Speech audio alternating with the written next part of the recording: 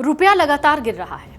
लगातार 9वें सत्र में इसमें गिरावट आई है। चिंता का विषय है। डॉलर के मुकाबले ये 0.3% गिरावट के साथ 96.86 पर खुला और शुरुआती कारोबार में 41 पैसे गिरकर 96.96 तक चला गया, जो इसका अब तक का ऑल टाइम लो है। पिछले कई दिनों से रुपया लगातार ऑल टाइम लो पर है। रुपए में लगातार 9वें सत्र में गिरावट चिंता का विषय है।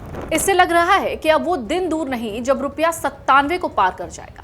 इस गिरावट ने हर किसी को परेशान कर दिया है। इस गिरावट का ही परिणाम है कि आज रुपया सबसे कमजोर करेंसी बन गया है। रुपया साल 2026 में एशिया की सबसे कमजोर प्रदर्शन करने वाली मुद्रा बन चुका है। इस महीने अब तक इसमें 1.5% और इस साल 7% से ज्यादा की गिरावट आई है। विदेशी मुद्रा कारोबारियों का कहना है कि कच्चे तेल की कीमतें में जिस तरीके से बढ़ोतरी हो रही है और जो होर्मुज स्ट्रेट बंद है, उसकी वजह से निर्यात और खाड़ी देशों से आयात में प्रॉब्लम्स हो रही है, जिसकी वजह से रुपए की जो स्थिति है वो नाजुक बनी हुई है। तो क्या रुपया डेंजर जोन में है? दरअसल ऐसा नहीं है कि ये सिर्फ ईरान युद्ध की वजह से हो रहा है, क्योंकि ईरान युद्ध शुरू होने के बाद से तो रुपया अभी सिर्फ 5% ही गिरा है, जबकि पिछले एक साल में रुपया डॉलर के मुकाबले में 11% गिरा है। तो कहानी भले ही ईरान युद्ध ने ज्यादा खराब कर दी हो, लेकिन कहानी बिगड़नी तो इससे पहले ही शुरू हो गई थी। इसलिए रुपए की हालत बेहतर कैसे होगी, ये समझने के लिए ये समझना जरूरी है कि रुपए की हालत बिगड़ी कैसे। तो उसका सीधा जो फॉर्मूला है वो कहता है कि जो किसी भी चीज के उठने या गिरने में होता है, किसी भी चीज के महंगा होने में और सस्ता होने में होता है, किसी भी चीज के दो फैक्टर होते हैं, डिमांड और सप्लाई, जिसको अर्थशास्त्र में कहते हैं मांग और सप्लाई का सिद्धांत।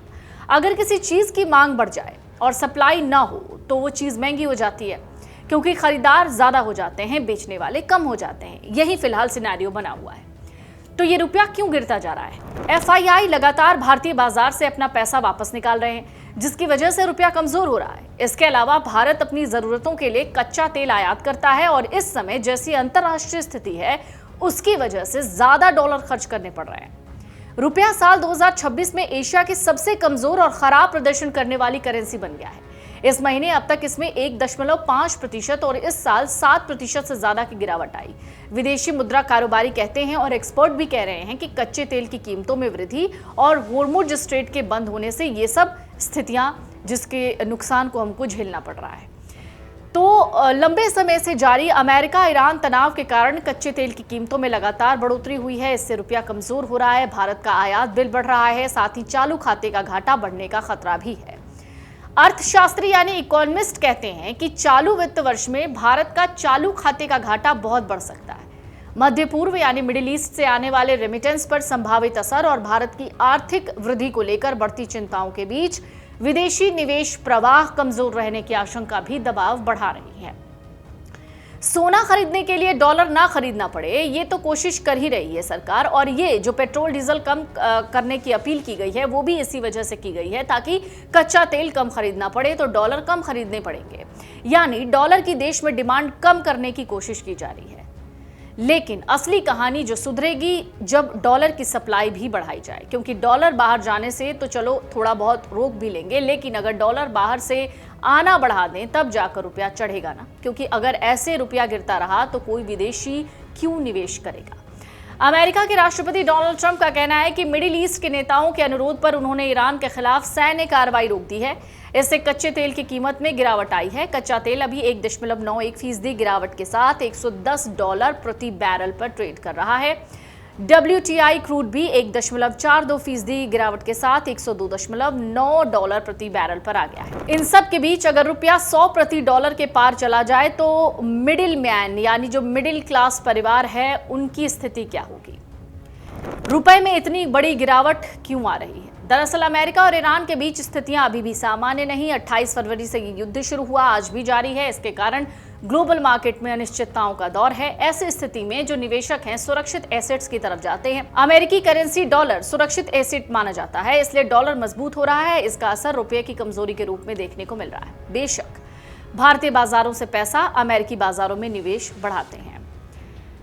रुपए में गिरावट से आयात महंगा हो जाता है, इसको आपको समझना होगा। महंगाई बढ़ने से आम आदमी के घर का बजट भी हिल जाता है। खाने पीने की चीज़ों से लेकर इलेक्ट्रॉनिक, उर्वरक, रासायनिक, ये सारे सामान जो होते हैं इनके दाम बढ़ जाते हैं।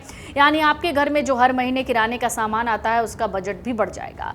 कच्चे तेल की कीमतें बढ़ने से पेट्रोल और डीजल के दाम भी बढ़ जाते हैं, जिससे ट्रांसपोर्टेशन महंगा होगा। रोजाना का यातायात के अलावा घूमने फिरने की लागत भी बढ़ जाती है। किचन अप्लायंसेस से लेकर इलेक्ट्रॉनिक सामान, मोबाइल, सब के दाम बढ़ जाएंगे। कपड़े खरीदना, बाहर खाना खाने जाना, शॉपिंग करना सब महंगा हो जाता है अगर और ज़्यादा रुपया गिरता है तो। विदेश घूमने जाना, बच्चों को विदेश में पढ़ाना, विदेश में इलाज कराना, इन सब की लागत बढ़ जाती है। रुपए की गिरावट सबसे ज़्यादा मिडिल क्लास को प्रभावित करती है, क्योंकि आय नहीं बढ़ती लेकिन खर्च बढ़ने लग जाता है। रुपए की गिरावट के दौरान ये निर्भर करता है कि आप किस में निवेश कर रहे हैं।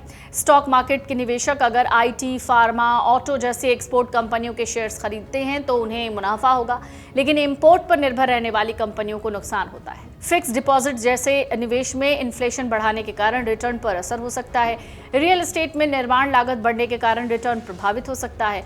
इस दौरान म्यूचुअल फंड, इक्विटी भी प्रभावित होते हैं, लेकिन आपको एक्सपोर्ट ओरिएंटेड फंड बेहतर रिटर्न दे सकते हैं। तो क्या करें? घर के बजट को मैनेज कीजिए। ज़रूरी होगा कि आपको इमरजेंसी फंड बढ़ाना हो। अपने गैर ज़रूरी खर्च को ट्रैक कीजिए, जो खर्च अनावश्यक है उसको हटा दीजिए। ऐसे ही निवेशकों को बाजार के जानकार अपने पोर्टफोलियो में डाइवर्सिफिकेशन पर ध्यान देने की सलाह देते हैं। अगर आप ये वीडियो YouTube पर देख रहे हैं तो हमारे चैनल को सब्सक्राइब कर बेल आइकन दबाएं, और Facebook पर देख रहे हैं तो हमारे पेज को लाइक करें।